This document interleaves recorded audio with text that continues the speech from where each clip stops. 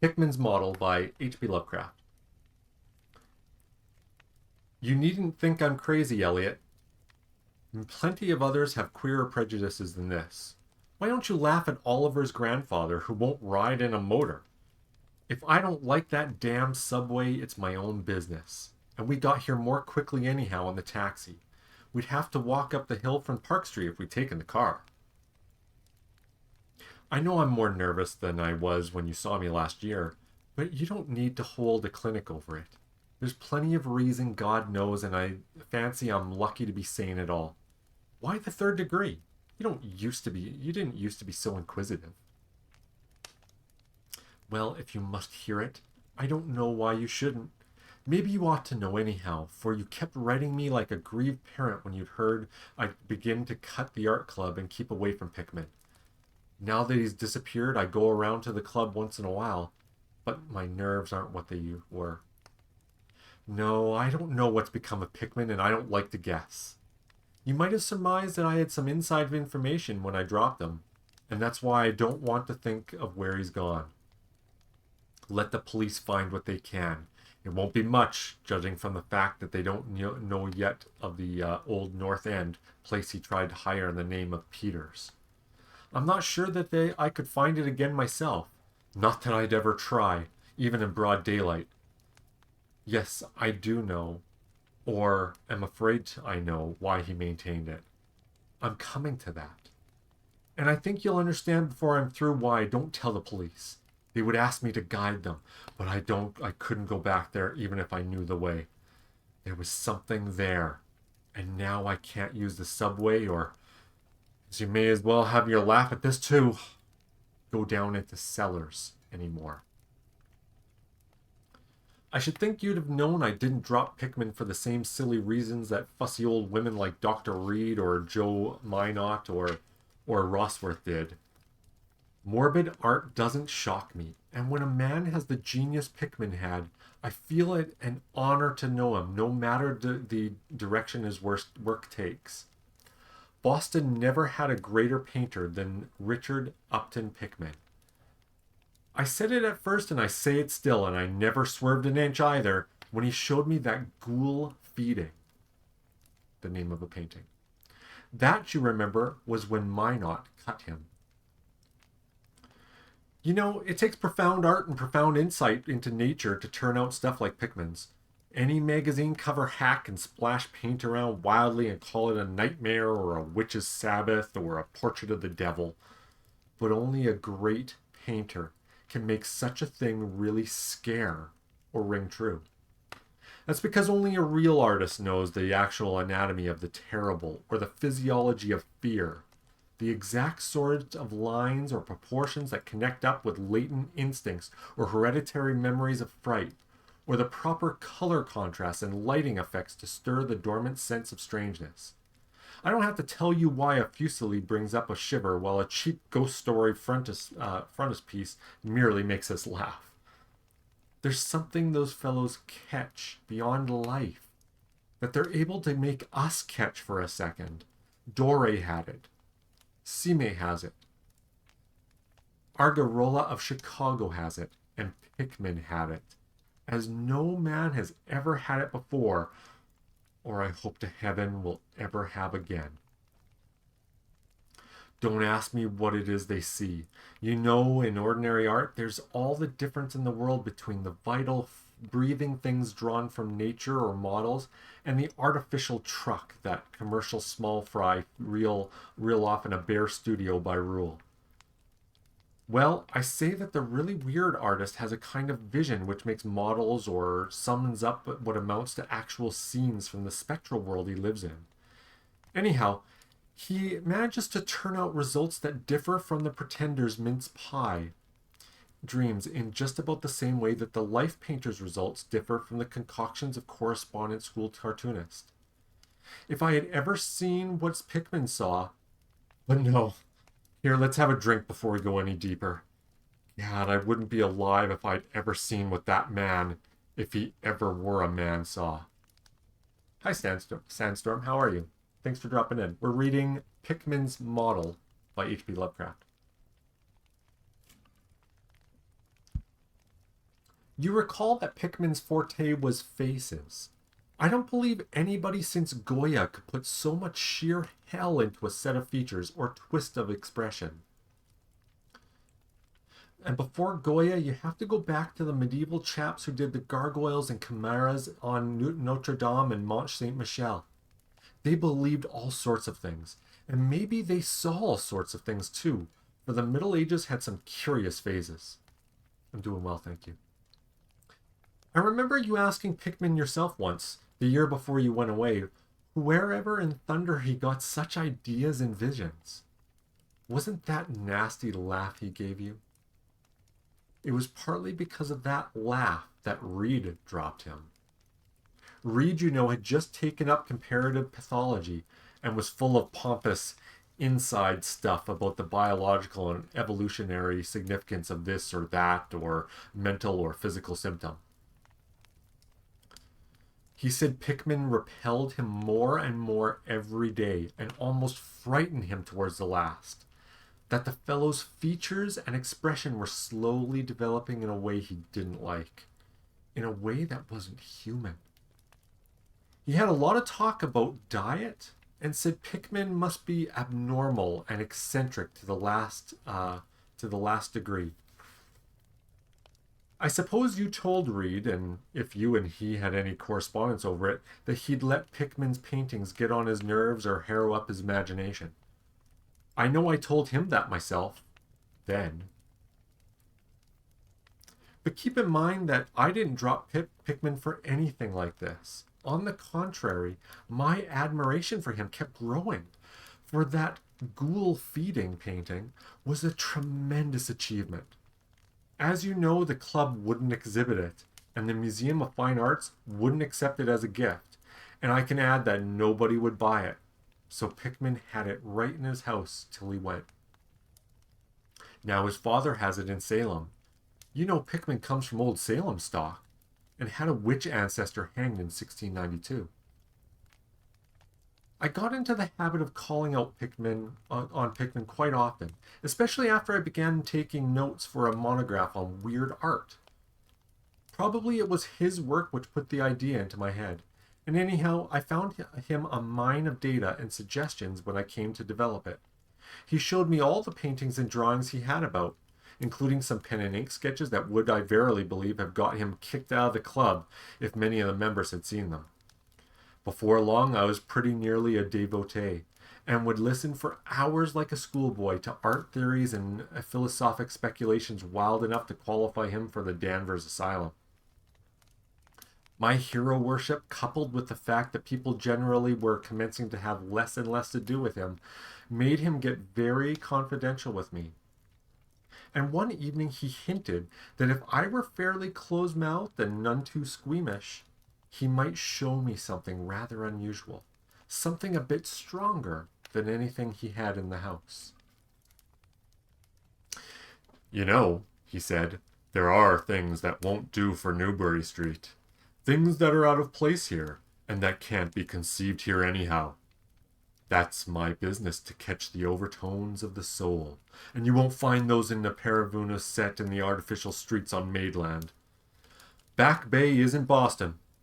Isn't anything yet, because it's had no time to pick up memories and attract local spirits. If there are any ghosts here, they're the same tame ghosts that out a salt marsh and a shallow cove. And I want human ghosts. The ghosts of beings highly organized enough to have looked on hell and known the meaning of what they saw. The place for an artist to live is the North End. If any aesthetic were sincere, he'd put up with the slums for the sake of the massed traditions. God, man, don't you realize that places like that weren't entirely made, but actually grew? Generation after generation lived and felt and died there, and in days when people weren't afraid to live and feel and die. Don't you know that there was a mill on Copp's Hill in 1632, and that half the present streets were laid out by 1650? I can show you houses that have stood 2 centuries and a half or more. Houses that have witnessed what would make the modern house crumble into powder. What do moderns know of life and the forces behind it? You called the Salem witchcraft a delusion, but I wager my 4 times great-grandmother could have told you things. They hanged her on Gallows Hill, with Cotton Mather looking sanctimoniously on. Mather, damn him, was afraid somebody might succeed in kicking free of this accursed cage of monotony. I wish someone had laid a spell on him and sucked his blood in the night. I can show you a house he lived in, and I can show you another one he was afraid to enter in spite of all his fine, bold talk. He knew things that he didn't dare put in that stupid Magnalia, or that puerile wonders of the invisible world. Look here, do you know the whole North End once had a set of tunnels that kept certain people in touch with each other's houses? And the burying ground and the sea? Let them prosecute and persecute above ground. Things went on every day that they couldn't reach, and voices laughed at night that they couldn't place. Why, man, out of 10 surviving houses built before 1700 and not moved since, I'll wager that an 8 can show you something quite queer in the cellar. There's hardly a month that you don't read of workmen finding bricked up arches and wells leading nowhere in this or that old place as it comes down. You could see one near Henchman Street from the elevator last year. There were witches and what their spells summoned, pirates and what they brought in from the sea, smugglers, privateers, and I tell you, people knew how to live and how to enlarge the bounds of life in the old time. This wasn't the only world that bold and wise men could know. Ha! Fa! And to think today in contrast with such pale pink brains that even a club of supposed artists gets shudders and convulsions if a picture goes beyond the feelings of a Beacon Street tea table. The only saving grace of the present is that it's too damn stupid to question the past very closely. What do maps and records and guidebooks really tell of the North End? At a guess, I'll guarantee to lead you to 30 or 40 alleys or networks of alleys north of Prince Street that aren't suspected by 10 living beings outside of the foreigners that swarm them. And what do these people know of their meaning? No, Turber. These ancient places are dreaming gorgeously and overflowing with wonder and terror and escapes from the commonplace, and yet there's not a living soul to understand or profit by them. Or rather, there's only one living soul, for I haven't been digging around the past for nothing. See here, you're interested in this sort of thing. What if I told you I've got another studio up there, where I can catch the night spirit of antique horror and paint things that I couldn't even think on Newbury Street? Naturally, I don't tell those cursed old maids at the club, with Reed, damn him, whispering even as it is that I'm some sort of monster bound from the toboggan in reverse evolution.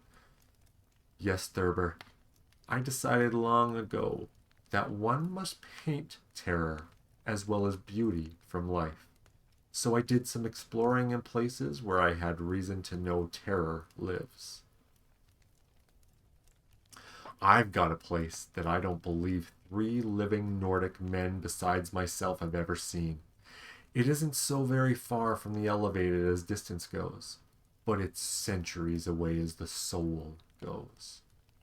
I took it because of the queer old brick well in the cellar, one of the sort I told you about. The shack's almost tumbling down so that nobody else could live there, and I'd hate to tell you how little I pay for it. The windows are boarded up, but I like that all the better since I don't want daylight for what I do. I paint in the cellar, where the inspiration is thickest, and I've got other rooms furnished on the ground floor.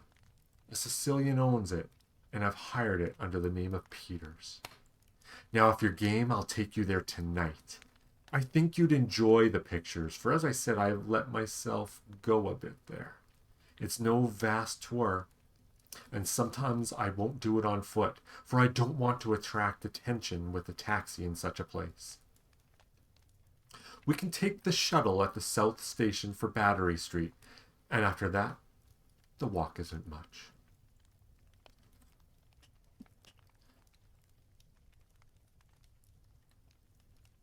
So that's Pickman's describing his second unknown studio in the north end of town where things are old and moldy and spirits dwell. Now back to the narrator.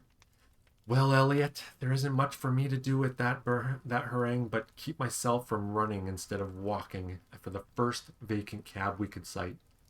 We changed to the elevated at the South Station, and at about 12 o'clock we'd climbed the steps down at Battery Street and struck along the old waterfront past Constitution Wharf. I didn't keep track of the cross streets, and I can't tell you which it was we turned up, but I know it wasn't Green Owl Lane. When we did turn, it was to climb through the deserted length of the oldest and dirtiest alley I'd ever seen in my life. With crumbling-looking gables, broken small-pane windows, and archaic chimneys that stood out half disintegrated against the moonlit sky. I don't believe that there were 3 houses in sight that hadn't been standing in Cotton Mather's time. Certainly, I glimpsed at least 2 with an overhang, and once thought that I saw a peaked roofline in the almost forgotten pre-Gramble type. Though antiquarians tell me there are none left in Boston. From that alley, which had a dim light, we turned to the left into an equally silent and still narrower alley with no light at all, and in a minute made what I think was an obtuse angled bend towards the right in the dark. Not long after this, Pickman produced a flashlight and revealed an antediluvian 10-paneled door that looked damnably worm-eaten. Unlocking it, he ushered me into the barren hallway with what was once a splendid dark oak paneling. Simple, of course, but thrillingly suggested of the times of Andros and Phipps and the witchcraft. He then took me through the door on his left, lighted an old oil lamp, and told me to make myself at home. Now, Elliot, I'm what the man in the street would call fairly hard-boiled. But I'll confess that what I saw on the walls in that room gave me a bad turn. They were his pictures, you know, the one he couldn't paint or even show in Newbury Street. And he was right when he had said he had let himself go. Here, have another drink. I need one anyhow.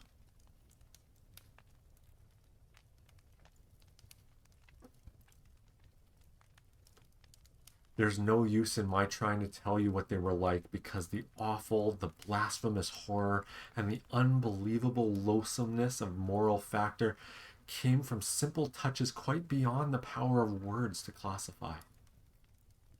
There was none of the exotic technique you'd see in Sidney Sime, none of the trans-Saturnian landscapes and lunar fungi that Clark Ashton Smith used to freeze the blood. The backgrounds were mostly old churchyards, or deep woods, cliffs by the sea, or brick tunnels, ancient paneled rooms, or simple vaults of masonry.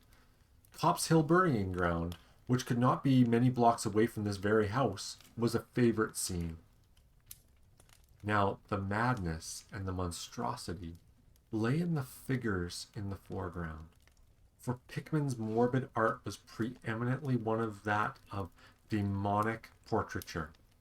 These figures were seldom completely human, but often approached humanity in varying degrees. Most of the bodies, while roughly bipedal, had a forward slumping and a vaguely canine cast. The texture of the masonry was a kind of unpleasant rubberiness. Ugh, I can see them now. Their occupations, well, don't ask me to be too precise. They were usually feeding.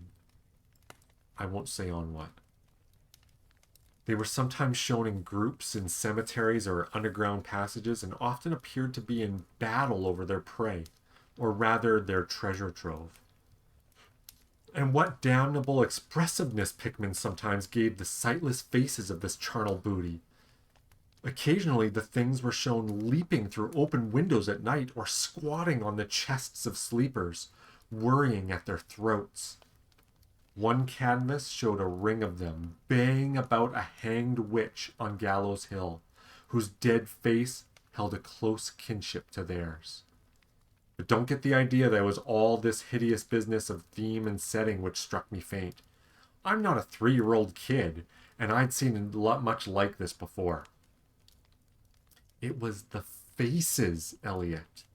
Those accursed faces that leered and slavered out of the canvas with every breath of life. By God, man, I verily believed that they were alive. That nauseous wizard had waked the fires of hell in Pickman, and his brush had been a nightmare-spawning wand. Oh, give me that decanter, Elliot. Another drink.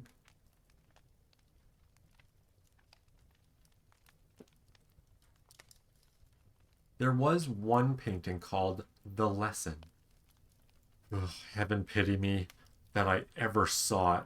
Listen, can you fancy a squatting circle of nameless dog-like things in a churchyard teaching a small child how to feed like themselves? The price of a changeling, I suppose.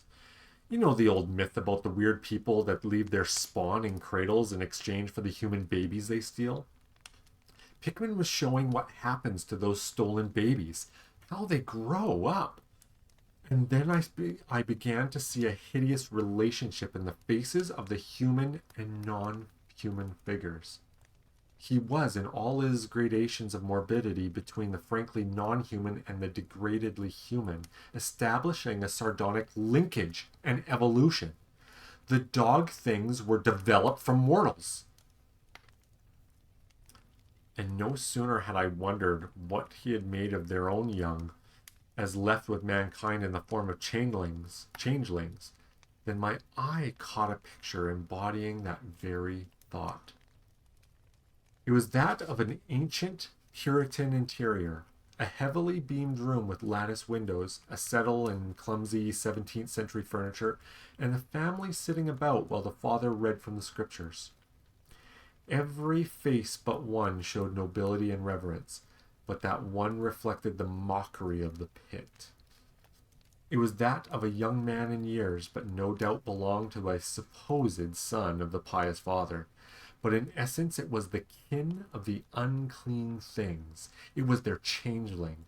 And in a spirit of supreme irony, Pickman had given the features a very perceptible resemblance to his own.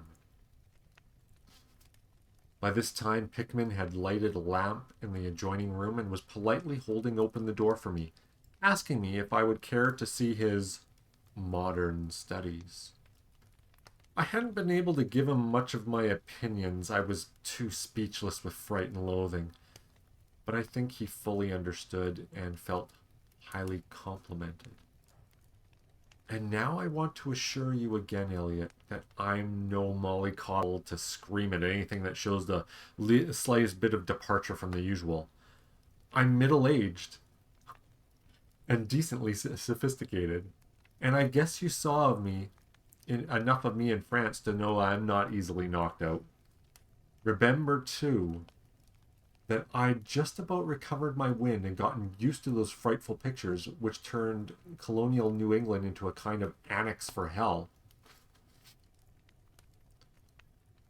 Well, in spite of this, the next room forced a real scream out of me, and I had to clutch at the doorway to keep from keeling over. The other chamber had shown a pack of ghouls and witches overrunning the world of our forefathers. But this one brought the horror right into our own daily life. God, how that man could paint!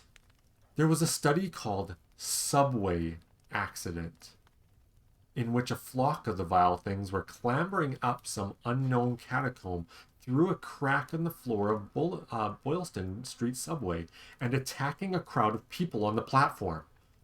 Another showed a dance on Copp's Hill among the tombs with the background of today.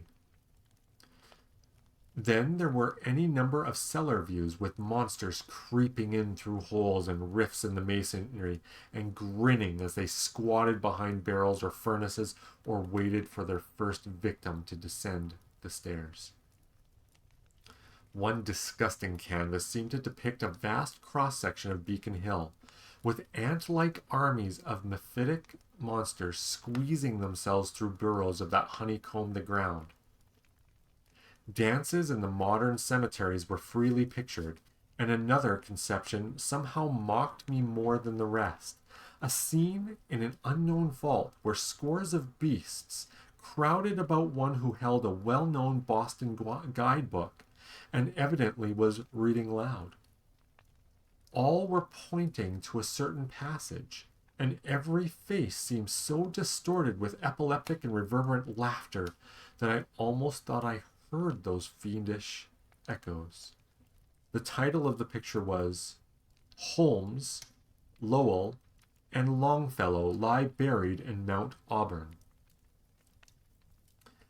As I gradually steadied myself and got readjusted to this second room of deviltry and morbidity, I began to analyze some of the points in my sickening loathing. In the first place, I said to myself, those things repelled because of the utter inhumanity and callous cruelty they showed in Pickman. The fellow must be a relentless enemy of all mankind to take such glee in the torture of brain and flesh and all the degradation of the mortal tenement. In the second place, they terrified because of their very greatness.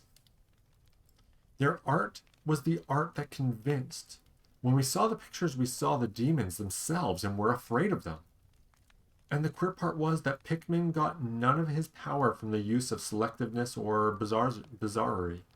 Nothing was blurred, distorted, or conventionalized. Outlines were sharp and lifelike, and details were almost painfully defined. And those faces. It was not any mere artist's interpretation of what we saw. It was pandemonium itself, crystal clear and stark objectivity. That was it, by heaven. The man was not a fantastist or romanticist at all. He did not even try to give us the charming, prismatic ephemera of dreams, but coldly and sardonically reflected some stable, mechanistic, and well-established horror world from which he saw fully, brilliantly, squarely, and unfalteringly. God knows what the world would have been, or where he ever glimpsed the blasphemous shapes that loped and trotted and crawled through it. But whatever the baffling source of his images, one thing was plain. Pickman was, in every sense, in conception and in execution, a thorough, painstaking, and almost scientific realist. My host was now leading the way down cellar into his actual studio, and I braced myself for some hellish effects among the unfinished canvases. As we reached the bottom of the damp stairs, he turned his flashlight to a corner in a large open space at hand, revealing the circular black curve of what was evidently a great well in the earthen floor. We walked nearer, and I saw that it must be 5 feet across, with walls a good foot thick and some 6 inches above the ground level. Solid work for of the 17th century, or I was much mistaken. That, Pickman said, was the kind of thing he'd been talking about. An aperture of the network of tunnels that used to undermine the hill. I noticed idly that it did not seem to be bricked up, and that a heavy disc of wood formed the apparent cover. Thinking of the things this well must have been connected with, if Pickman's wild hints had not been more rhetoric, I shivered slightly, then turned to follow him up a step through a narrow door into a room of fair size, provided with a wooden floor and furnished as a studio. An acetylene gas outfit gave the light necessary for work. The unfinished pictures on easels or propped against the walls were as ghastly as the finished ones upstairs, and showed the painstaking methods of the artist. Scenes were blocked out with extreme care, and penciled guidelines told them of the minute exactitude which Pickman used in getting the right perspective and proportions. The man was great. I say it even now, knowing as much as I do. A large camera on a table excited my notice, and Pickman told me that he used it in taking scenes for background so he might paint them from photographs in the studio rather than carting his outfit around the town for this or that view. He thought a photograph quite as good as an actual scene or model for sustained work and declared he employed them regularly. Well, good to know. I use photos a lot when I'm doing art.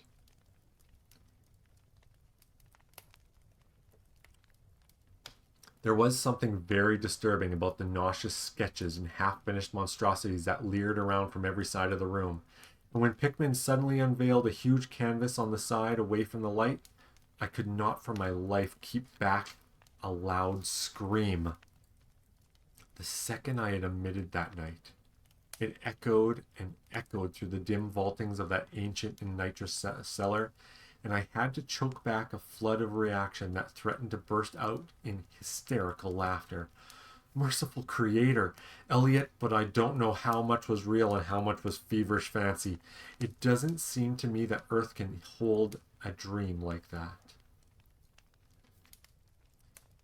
It was a colossal and nameless blasphemy with glaring red eyes, and it held in bony claws a thing that had been a man, gnawing at the head as a child nibbles at a stick of candy.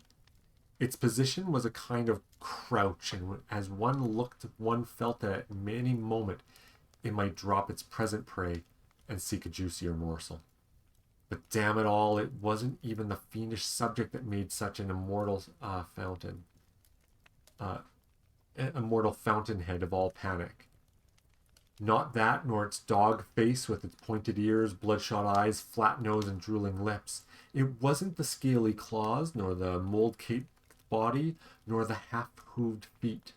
None of these, though any one of them might as well have driven an excitable man to madness. It was the technique, Elliot. The cursed, the impious, the unnatural technique. As I am a living being, I never elsewhere saw that actual breath of life so fused into a canvas. The monster was there. It glared and gnawed and gnawed and glared. And I knew that only a suspension of nature's laws could ever let a man paint a thing like that without a model, without some glimpse at the netherworld from which no mortal unsold to the fiend has ever had. Pinned with a thumbtack to a vacant part of the canvas was a piece of paper now badly curled up. Probably, I thought, a photograph from when Pickman meant to paint a background as hideous as the nightmare it was to enhance. I reached out to uncurl it and look at it when suddenly I saw Pickman start as if with a shot. He had been listening with peculiar intensity ever since my shock scream had struck with a fright which, though not comparable to my own, had in it more of the physical pain than the spiritual. He drew a revolver and motioned me to silence, then stepped out into the main cellar and closed the door behind him. I think I was paralyzed for a moment. Imitating Pickman's listening, I fancied I heard faint scurrying around somewhere, and a series of squeals or bleats in a direction I couldn't determine. I thought of huge rats, and I shuddered. Then there came a subdued sort of clatter which suddenly set me in gooseflesh, a furtive, groping hand of clatter, though I can't attempt to convey what I mean in words. It was like heavy wood falling on stone or brick, wood on brick. What did that make me think of? It came again, and louder. There was a vibration, as if the wood had fallen further than it had fallen before. After that followed a sharp grating noise, a shouted gibberish from Pickman, and the deafening discharge of all 6 chambers of the revolver, fired spectacularly as a lion tamer might fire in the air for effect. A muffled squeal or squawk, and then a thud. Then More wood and brick grating. A pause, and then the opening of a door, at which I'll confess I started violently. Pickman reappeared with his smoking weapon, cursing the bloated rats that infested the ancient well. The deuce knows what they eat, Thurber, he grinned, for those archaic tunnels touch graveyard and witch den and seacoast. But whatever it is, they must have run short, for they were devilishly anxious to get out. Your yelling stirred them up, I fancy. Better be cautious in these old places. Our rodent friends are the one drawback, though I sometimes think they're a positive asset by way of atmosphere and color. Well, Elliot, that was the end of our night's adventure. Pickman had promised to show me the place, and heaven knows he had done that. He led me out of the tangle of alleys in another direction, it seems, for when we sighted a lamp post, we were in a half familiar street with monotonous rows of mingled tenement blocks and the old houses. Charter Street, it turned out to be, but I was too flustered to notice just where we hit it. We were too late for the elevated and walked back downtown over through Hanover Street. I remember that walk. We switched from Tremont up Beacon, and Pickman left me at the corner of Joy where I turned off.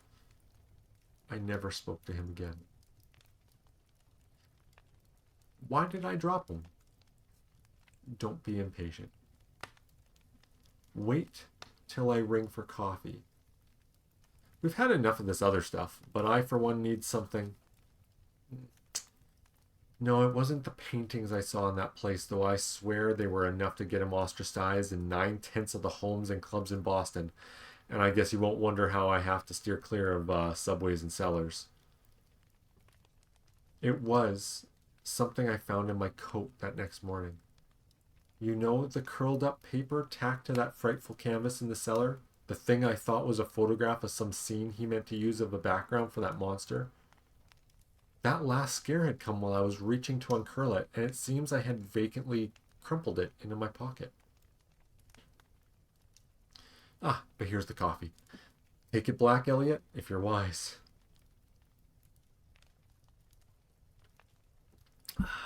Yes, that paper. That's the reason I dropped Pickman. Richard Upman Pickman, the greatest artist I've ever known, and the foulest being that has ever leapt the bounds of life into the pits of myth and madness. Eliot, old Reed was right. He wasn't strictly human.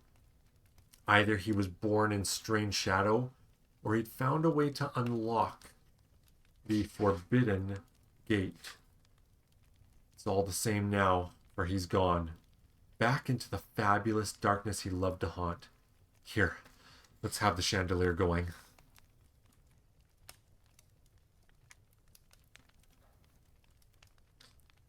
Don't ask me to explain or even conjecture about what I burned. Don't ask me either what lay behind that mole-like scrambling Pickman was so keen to pass off as rats. There are secrets, you know, which might have come down from old Salem times, and Cotton Mather tells even stranger things. You know how damned lifelike Pickman's paintings were. How we all wondered how we got those faces. Well, that paper was not a photograph of any background, after all. What was shown was simply the monstrous being he was painting on that awful canvas. It was the model he was using, and its background was merely the wall of the cellar studio in minute detail. But by God, Eliot, it was a photograph from life.